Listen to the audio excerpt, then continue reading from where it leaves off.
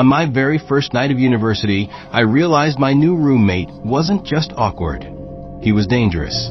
I had just finished unpacking when he finally showed up.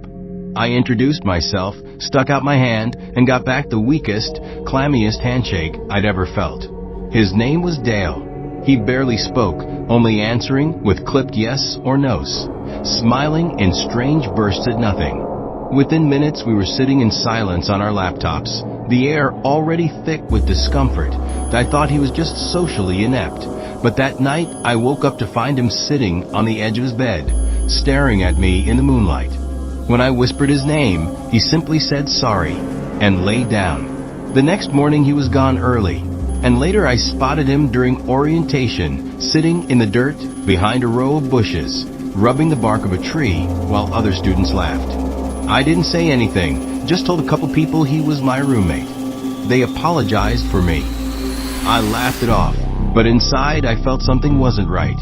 That night when I came back to the dorm, he was sitting in the desk chair, facing the door, waiting. My laptop had been tampered with. Emails I hadn't opened were marked red.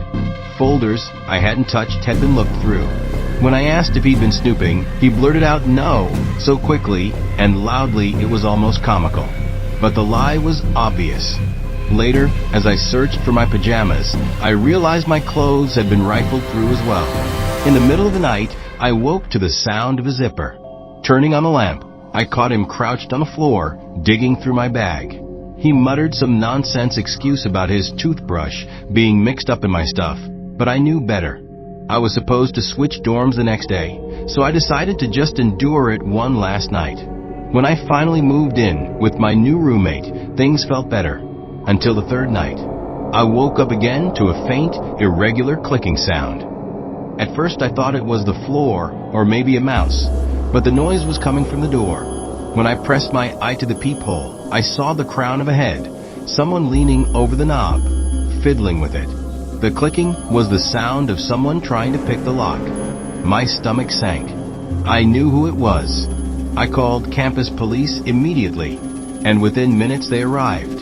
Only then did I open the door. Dale was standing there in cuffs, caught in the act of trying to break in. I told the officers everything, that he had been my roommate, that he'd gone through my things, that he had been creeping around my dorm. They took him away, and I never saw him again. Maybe he was suspended, maybe expelled. I finished university without any more trouble, but the memory of those nights with Dale still haunts me. It wasn't just the staring, or the snooping, or the lies. It was knowing that even after I escaped his room, he still tried to follow me. He still tried to get in.